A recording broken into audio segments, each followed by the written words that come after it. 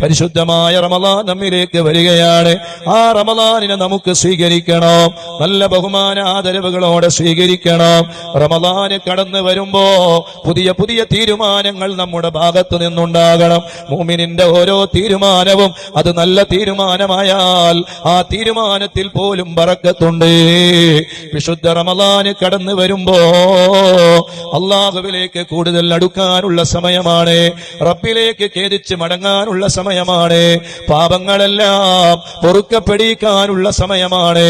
ഓരോ തെറ്റുകൾ ചെയ്യുന്തോറും ഹൃദയാന്തരങ്ങളിൽ ഒരു കറുത്ത പുള്ളി വീഴുകയാണ്. 100 തെറ്റ് ചെയ്യുമ്പോ 100 പുള്ളികൾ വീഴുകയാണ്. 1000 തെറ്റ് ചെയ്യുമ്പോ 1000കണക്കിന് പുള്ളികൾ വീഴുകയാണ്.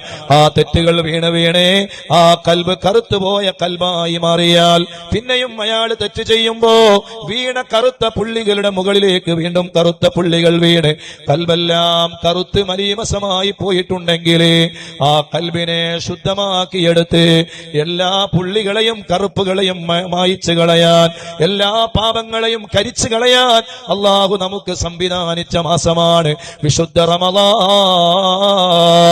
ആ റമളാനിലേക്ക് കടക്കുമ്പോ നാളത്തെ രാവ് പരിശുദ്ധമായ റമളാനിലെ പരിശുദ്ധമായ ശഅബാനിലെ അവസാനത്തെ വെള്ളിയാഴ്ച രാവാണ്.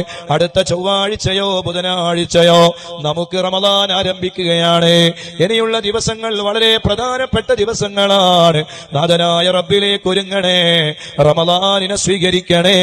അല്ലാഹു നമുക്ക് തൗഫീഖ് നൽകട്ടെ, അല്ലാഹു നമുക്ക് തൗഫീഖ് നൽകട്ടെ. നല്ല ഒരു റമളാനായി ഈ വർഷത്തെ റമളാനിനെ യാത്രയാക്കാൻ എനിക്ക് കഴിയണേ അല്ലാ എന്ന നല്ല മനസ്സോടുകൂടെ നാഥനായ റബ്ബിലേക്ക് തൗബ ചെയ്ത് മടങ്ങണേ.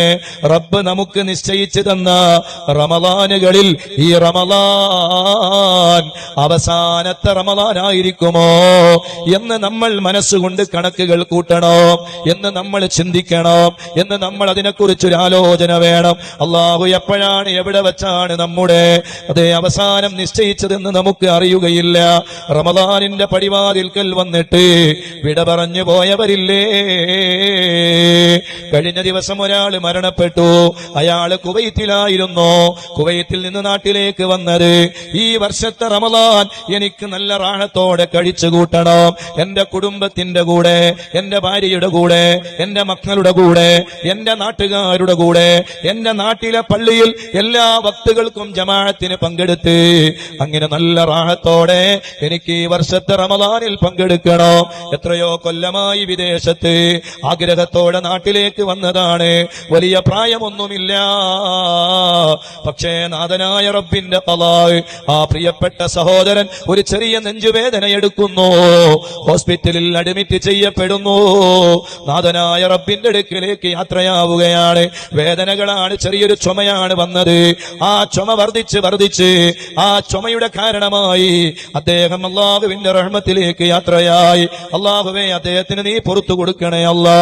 ഈ വിശുദ്ധ റമളാന് വരുമ്പോ ആ റമളാനിൽ അദ്ദേഹം എന്തൊക്കെ കണക്കുകൾ കൂട്ടിയോ, എന്തൊക്കെ നിയ്യത്തുകൾ ചെയ്തോ, അതിന്റെ ഗുണം അദ്ദേഹത്തിന്റെ ഖബറിലേക്ക് നീ എത്തിച്ചു കൊടുക്കണേ അല്ലാ. ഒരാള് ഹജ്ജ് ചെയ്യാൻ വേണ്ടി നിശ്ചയിച്ചു, അതിനു വേണ്ടി തീരുമാനിച്ചു. അങ്ങനെ ഹജ്ജിന് വേണ്ടിയുള്ള ഒരുക്കങ്ങൾ നടത്തി.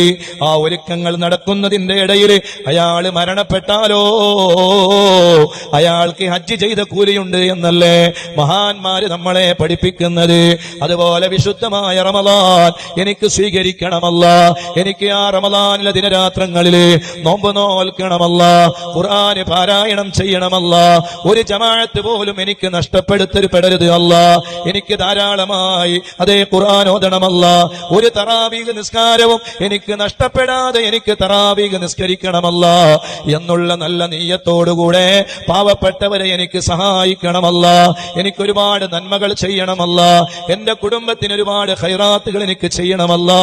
അങ്ങനെ തുടങ്ങി വിശുദ്ധമായ റമളാനിൽ എന്തൊക്കെ നന്മകൾ ചെയ്യാൻ കഴിയുമോ ആ നന്മകൾക്കെല്ലാം എനിക്ക് നീ അവസരം തരണേ റബ്ബേ എന്ന നല്ല നീയത്തോടുകൂടെ റമളാനിലേക്ക് നമ്മൾ യാത്രയാകേണ്ടതുണ്ട്.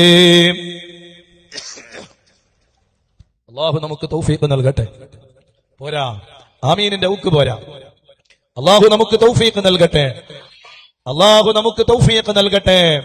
വിശുദ്ധ റമളാനിനെ ഏതെല്ലാം രൂപത്തിലും എങ്ങനെയെല്ലാം സ്വീകരിക്കാൻ കഴിയുമോ ആ രൂപത്തിലെല്ലാം വിശുദ്ധ റമദാനിനെ സ്വീകരിച്ച് വിശുദ്ധ റമദാനിന്റെ പുണ്യമേറിയ ദിനരാത്രങ്ങളിൽ അള്ളാഹുവിന്റെ വജ്ഹ് മാത്രം പ്രതീക്ഷിച്ചുകൊണ്ട് പവിത്രമായ നോമ്പ് നോറ്റ് ഖുർആൻ ഓതി ദിക്ർ ചൊല്ലി സ്വലാത്ത് ചൊല്ലി പവിത്രമായ മജ്ലിസുകളിൽ പങ്കെടുത്ത് വിശുദ്ധമായ ഒരുപാട് വയലുകൾ കേട്ട് ഒരുപാട് ഉപദേശങ്ങൾ കേട്ട് ഒരുപാട് നന്മകൾ ചെയ്ത് പരിശുദ്ധമായ ജമാഅത്ത് നിസ്കാരം കൃത്യമായി നിസ്കരിച്ച് അങ്ങനെ പവിത്രമായ തറാവീഹ് നിസ്കാരം ഒന്നുപോലും വിടാതെ വിശുദ്ധ റമദാനെ ഉപയോഗപ്പെടുത്തി അങ്ങനെ 30 ദിനരാത്രങ്ങളിലും ധാരാളം ആളുകളെ നോമ്പ് തുറപ്പിച്ച് ധാരാളം ഖൈറാത്തുകൾ ചെയ്ത് അങ്ങനെ നല്ല ഒരു റമദാനായി ഈ വർഷത്തെ റമദാനിനെ നല്ല ഭംഗിയോടുകൂടെ യാത്രയാക്കാൻ ഞങ്ങൾക്ക് നീ ദീർഘായുസ്സ് തരണേ അല്ലാ, ആഫിയത്ത് തരണേ അല്ലാ, ആരോഗ്യം തരണേ അല്ലാ.